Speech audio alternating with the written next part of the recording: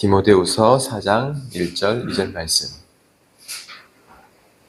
하나님 앞과 살아있는 자와 죽은 자를 심판하실 그리스도 예수 앞에서 그가 나타나실 것과 그의 나라를 두고 엄히 명하노니 너는 말씀을 전파하라. 때를 얻든지 못 얻든지 항상 힘쓰라. 범사의 오래 참음과 가르침으로 경책하며 경계하며 권하라. 아멘. 할렐루야. 네. 성탄 예배 잘 들으셨습니까? 저는 성탄절 전야 크리스마스 이브에 필리핀에 가서 다음날 이제 저희 사역지가 있는 이토곤이라는 곳으로 차를 한 4시간 정도 타고 올라가야 되거든요. 올라가서 3일 동안 그 청소년 집회를 마치고 왔습니다. 그 청소년 캠프라고 우리나라에서 할 텐데 옛날에는 그런 말을 많이 했었죠. 여름 수련회, 겨울 수련회. 그래서 그쪽은 여름, 겨울이 없으니까 주로 방학 때 그리고 크리스마스 때 있는 그 한 2주간의 방학을 이용해서 행사들을 많이 하는데 우리 중고등부 대학생들이 주로 모인, 그래서 한 200여 명 정도 모여서 함께 은혜를 나누었습니다. 그래서 하나님께서 힘을 주셔서 잘 마치고 오늘 새벽에 아침에 돌아왔습니다. 오늘 저는 여러분과 함께 그 복음 전도의 이유라는 제목을 함께 은혜의 말씀을 나누려고 합니다.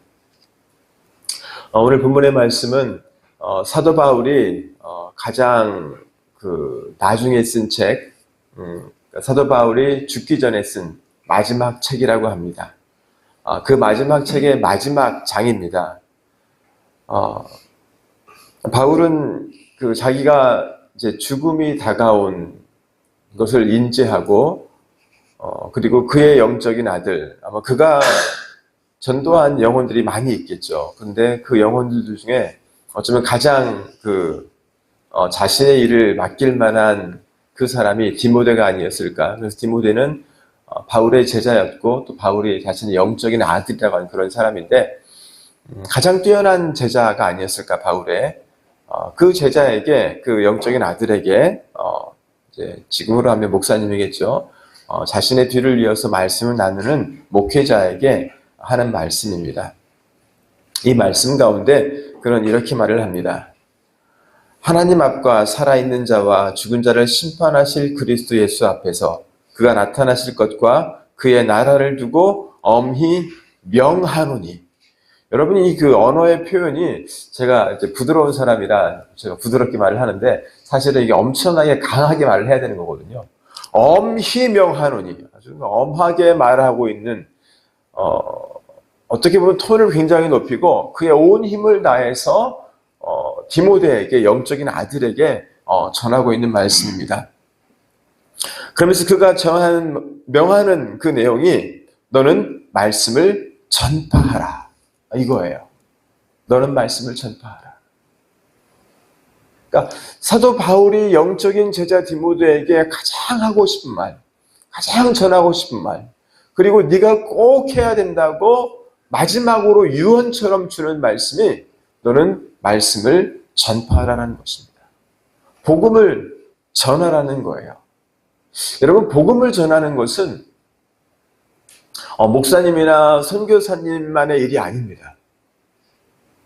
저는 이 바울이 이 말을 디모데에게 하는 것이 디모데가 영적인 목회자라서가 아니라 디모데가 하나님의 자녀이기 때문에, 천국 가는 영혼이기 때문에 그에게 주신 명령이라 생각을 합니다. 여러분, 성경은 하나님의 명령으로 가득 차 있습니다.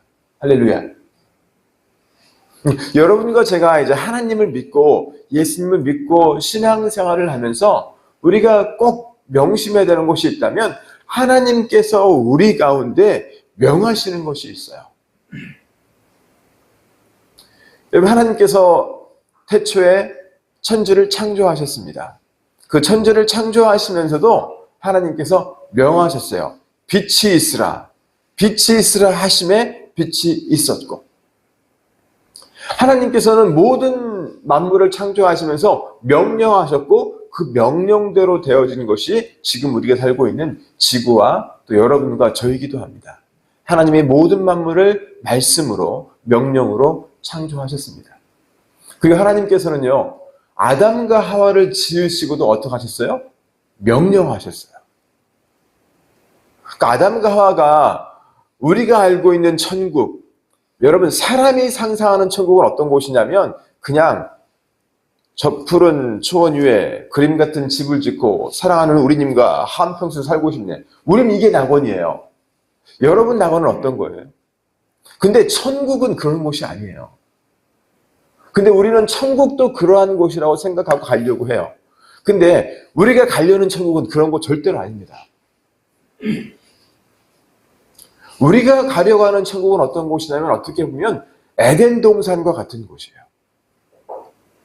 그런데 하나님은 이 에덴 동산에서 아담과 하와에게 뭐라고 말씀하시냐면 너는 땅을 정복하라. 공중의 새와 모든 짐승들을 다스리라. 하나님은 아담과 하와에게 온갖 짐승들을 다 다스리라고 하셨어요. 공중의 새, 바다에 땅에 기는 것과 물속에 이 수영하는 그 모든 것들을 다 다스리라고 했어요. 정복하고 다스리라고 했어요. 이 하나님의 명령은 정말 여러분과 제가 어떻게 하나 둘 중에 선택해서 A하고 B하고 선택해서 이렇게 택하고 그런 것이 절대로 아니에요. 하나님 말씀하시면 그대로 여러분과 제가 순종하고 따라야 되는 것입니다. 여러분 성경을 한번 쭉 읽어보세요.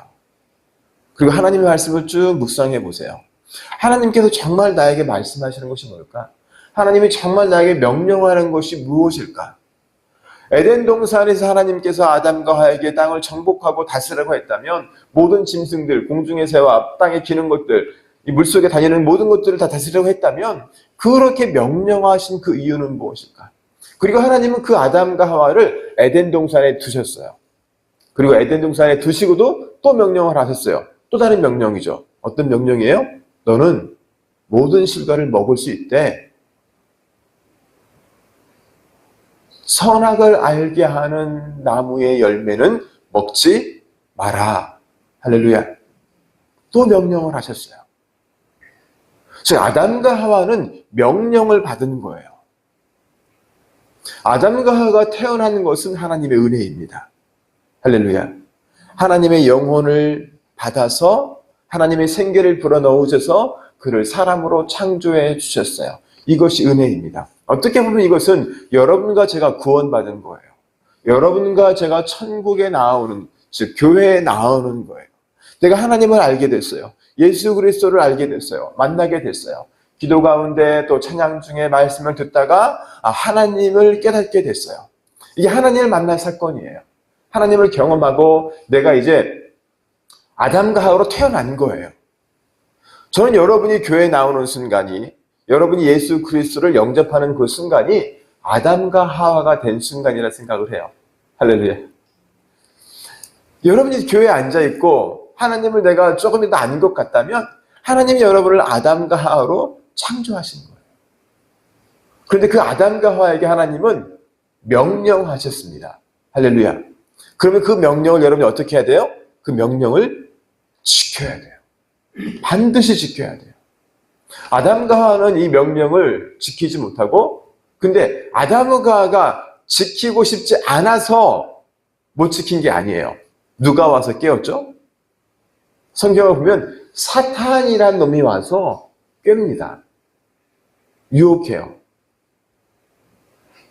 하나님이 저거를 보지도 말라고 했느냐? 하나님은 먹지 말라고 했거든요. 보는 건 자유인데 그렇게 했느냐? 살짝 말을 바꾸고, 그렇지 않아, 저거 먹으면 진짜 너 눈이 밝아지고 좋아지고 이런 말들을 하니까 다시 그걸 보니까 하나님 말씀보다 그죠? 이 사탄의 말이, 이 뱀의 말이 더 솔깃하게 들리니까 하와가 따먹고 아담에게도 주고 아담도 따먹고, 그래서 성경은 그들이 에덴 동산에서 쫓겨났다고 말을 합니다. 쫓겨났다. 하나님께서 여러분과 저를 구원하시는 목적은 하나님의 말씀대로 살아가도록 하기 위함이에요. 할렐루야. 여러분 한번 생각을 해보세요. 여러분은 다 아마 거의 모든 분이 부모일 거라고 생각을 합니다. 자녀가 혹시 없으신 분이 계실지 모르겠는데 우리에게 자녀가 있어요. 여러분이 여러분 자녀를 키울 때 한번 생각을 해보세요. 여러분 자녀가 갓난 아기였을 때, 그죠? 몸도 잘 못 움직이고 걷지도 못할 때 기저귀를 갈아주면서 갓난 아기를 사랑과 정성으로 키웁니다. 사실 부모들이 자녀를 그렇게 키우면서 뭘 기대하고 키우는 건 아니잖아요. 커서 초등학교에 들어가고 중학교에 들어가고 고등학교 또 대학교 들어가고 이제 또 직장을 갖게 되고 이렇게 합니다. 그런데 대학을 졸업할 때까지 우리나라에서는 부모가 자녀에게 이렇게 자녀를 도와주고 자녀의 학비를 대어주고 이런 것이 우리나라에서는 관리를 되어 있죠.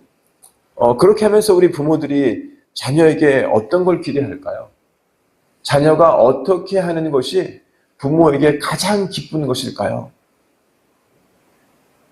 제가 생각해보면 저희 큰딸, 작은딸에게 거의 막 돈을 200만 원씩 주는 것 같아요, 매달. 돈을 그렇게 많이 주는데 우리 딸들은 저한테 10원 한 장 안 줘요. 뭐 먹을 거 사주는 것도 별로 없어요. 거의 없어요. 근데 부모는 그런 사랑과 정성을 계속 주는데, 여러분, 근데 그 부모가 자녀에게 정말 바라는 건 뭘까요? 자녀가 뭘 과자를 사오는 걸까요? 뭐 빵을 사오고 뭐 이렇게 막 이런 것들을 해주는 게 부모가 원하는 걸까요? 정말 부모가 자녀에게 원하는 건, 저는 그래요. 제 자녀가 잘 되는 거예요. 자녀가 올바르게 살아가는 거예요. 자녀가 뭘 갖다 주면 물론 그것도 좋겠지만 더 부모가 기뻐하는 것은 그 자녀가 정말, 저는 이제 하나님 믿는 사람이니까 이 자녀가 신앙인으로 하나님을 잘 섬기며 하나님의 사람으로 살아가는 것, 이게 제가 가장 소원하는 거예요. 과자 같은 거 안 사줘도 관계없어요.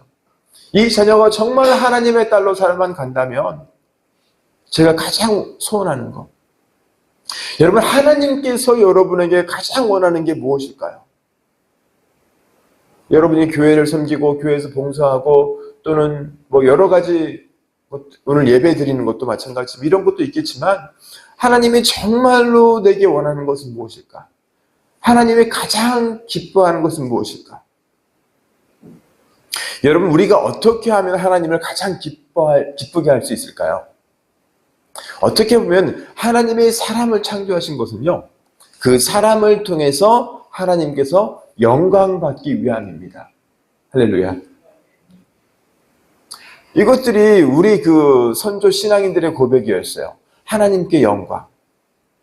하나님께 영광을 돌리는 것이 우리 사람이 해야 되는 일인데, 여러분, 사람이 어떻게 하나님께 영광 돌릴 수 있을까요?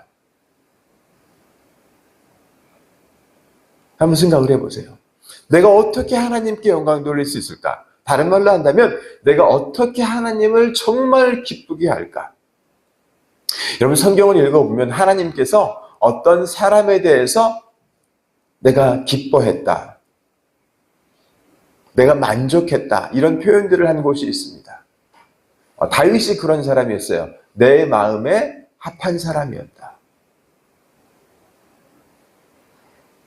여러분, 내가 어떻게 하면 하나님을 정말 기쁘게 할 수 있을까? 즐겁게 할 수 있을까? 사랑하는 여러분, 이것은 성경을 쭉 읽어보면서 하나님과 우리 사이의 관계를 생각해 보면, 또 내가 하나님의 영적인 피조물이라는 것을 여러분이 생각해 보면 알 수 있습니다. 하나님이 사람을 창조하신 것은요, 하나님께서 그 사람과 더불어 함께 있기 위함입니다. 할렐루야. 하나님은 여러분과 함께 하시기 원하세요. 그리고 여러분이 하나님과 함께 하길 원하세요. 그래서 하나님을 부르셨어요. 아담과 하와를 에덴에 두신 것은요, 에덴 동산에서 아담과 하와와 함께하기 위함이었습니다. 그런데 불행하게도 아담과 하와가 그것을 지키지 못하고 에덴에서 쫓겨나서 하나님과 함께하지 못하게 된 거예요. 왜 하나님의 에덴 동산에 두셨을까? 하나님과 함께하기 위해서. 저는 그렇게 생각을 해요. 사랑하는 여러분이 하나님과 함께하기를 주의 이름으로 축원합니다. 여러분, 하나님께서 이 아담과 하와를 에덴 동산에 집으시고 함께하기 원하시는 그 하나님의 마음. 그런데 사람들이 실패했어요. 그래서 하나님께서는 나중에 아브람을 택하시고 이삭을 택하시고 그리고 그의 아들 야곱을 택하시고 또 야곱을 통해서 12지파, 12족속을 만드시면서 이제 그들을 통해서 하나님이 그들과 함께 하기를 원했습니다. 그리고 이 이스라엘을 통해서 세상에 있는 모든 나라들이 하나님과 함께하는 나라가 어떤 것인지 보여주기를 원했습니다. 그래서 애굽에 종살이하던 이 이스라엘 백성들을 가나안 땅으로 인도하셨습니다. 우리는 이 이야기를 잘 알고 있는데 여러분, 성경은 말을 하기를 가나안 땅은 어떤 땅이라고 말을 해요? 젖과 꿀이 흐르는 너무나 비옥하고 기름진 땅. 그래서 우리는 천국의 모형이라고 하기도 해요. 영적으로. 할렐루야. 여러분, 가나안 땅에 들어가기 원하십니까? 아멘. 이스라엘 백성들은 하나님이 약속하신 땅 가나안에 들어가기를 정말로 원했습니다. 그리고 그 가나안이 천국이라고 생각했어요. 그리고 그곳에 진짜로 들어갑니다. 그런데 가나안에 들어가는 실제적인 모습은 어떤 모습이냐면 지금 러시아와 우크라이나가 쌓여놓은 모습입니다. 지금 이스라엘과 가자지구가 싸우고 있는 그런 현장입니다. 죽고 죽이는 살육의 현장이에요. 가나안 땅으로 가라고 해서 이스라엘 백성들은 애굽에서 나와서 그 광야 땅을 지나서 가나안에 들어가는데 가나안에 그냥 들어갈 수가 있어요, 없어요? 불행하게도 그냥 들어갈 수가 없어요. 어떻게 해야 돼요? 정복을 해야 돼요. 정복을. 전쟁을 해야 합니다. 그래서 여러분이 구약 성경을 쭉 읽어보면서 구약 성경은 그냥 문자적으로 있기도 하지만 어떤 영적인 의미들을 담고 있기도 해요. 왜 하나님은 가나안 땅에 들어가는데 그냥 땅을 쫙 들어가서 그 땅에서 천국에 사는 것처럼 평안히 그냥 살는 것으로 이스라엘 백성들을 인도하지 않으셨어요.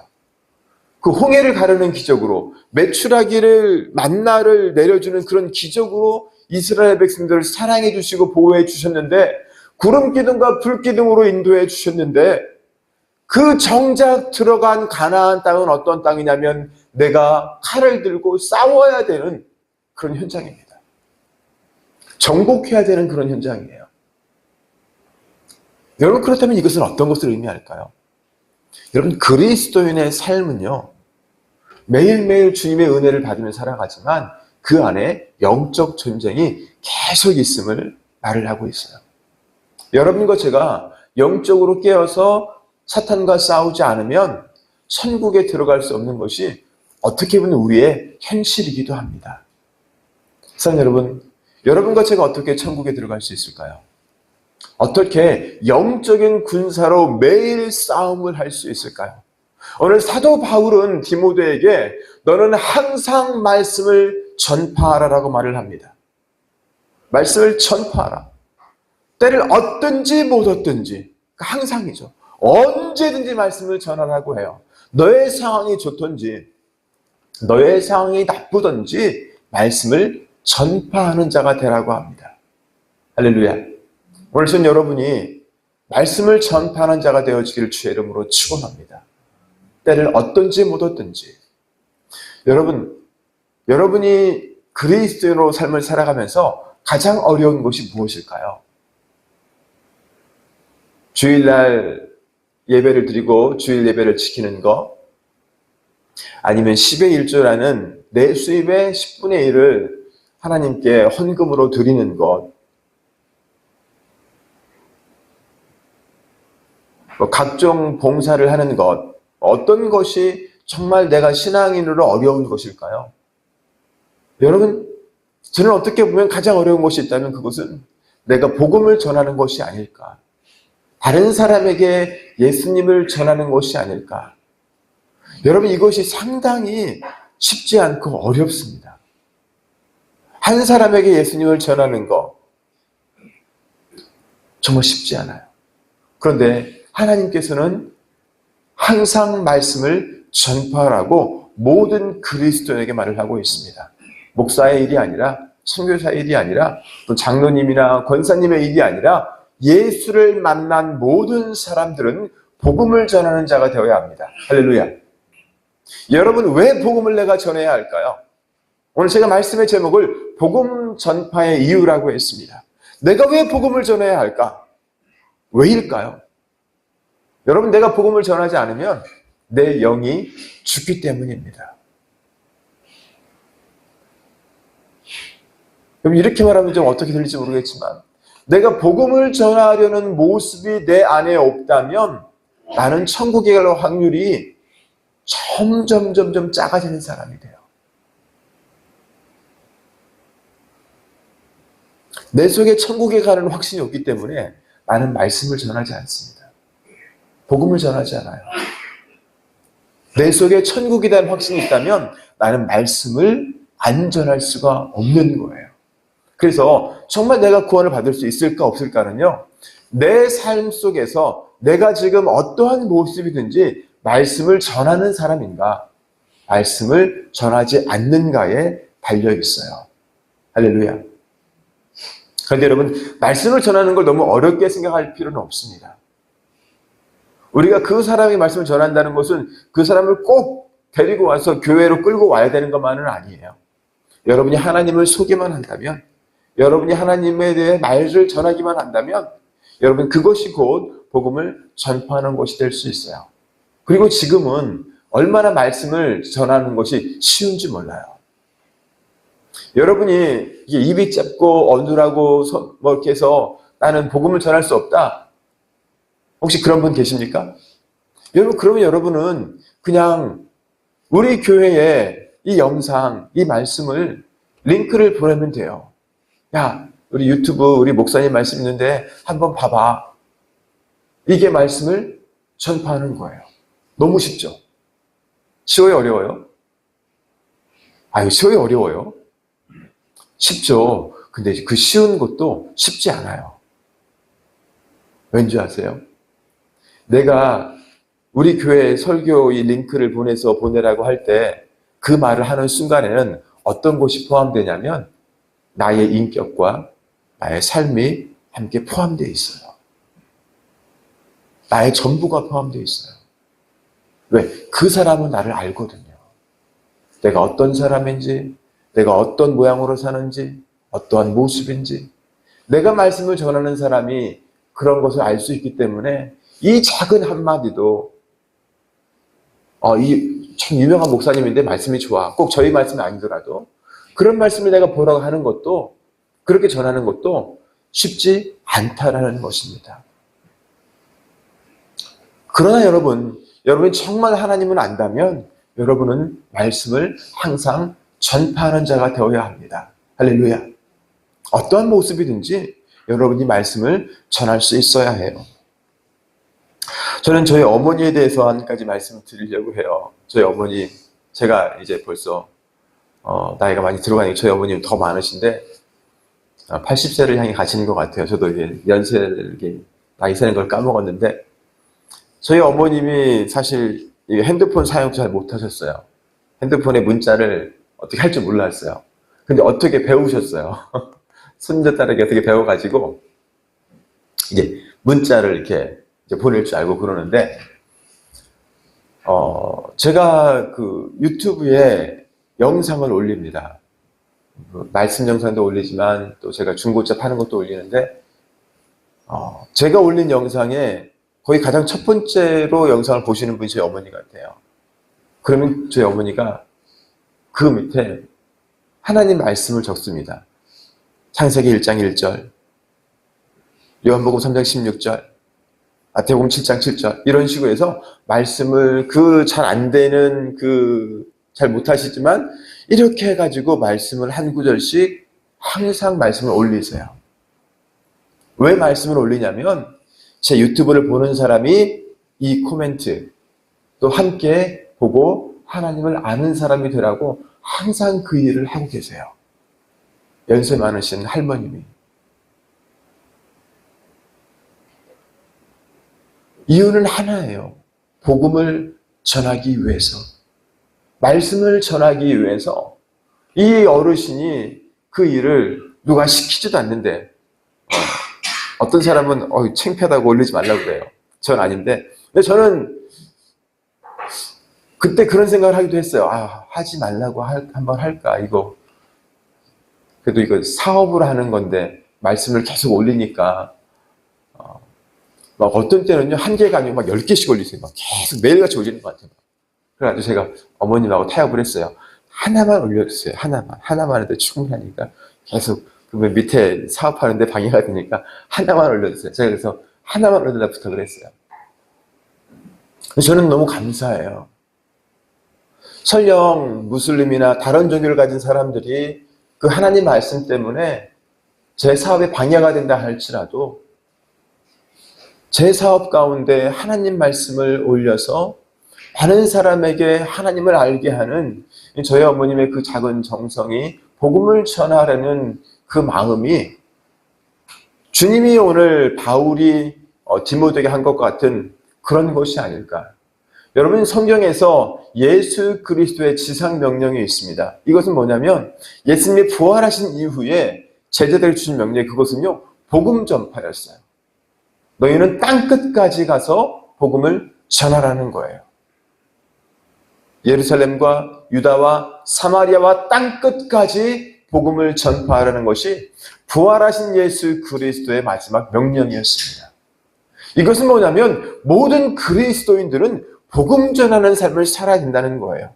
내가 진짜 그리스도인인가? 내가 정말 하나님을 아는 사람인가는 내가 복음을 전하는가? 복음을 전하지 않는가에 달려있다라고 성경 전체를 우리 가운데 말씀하고 있습니다.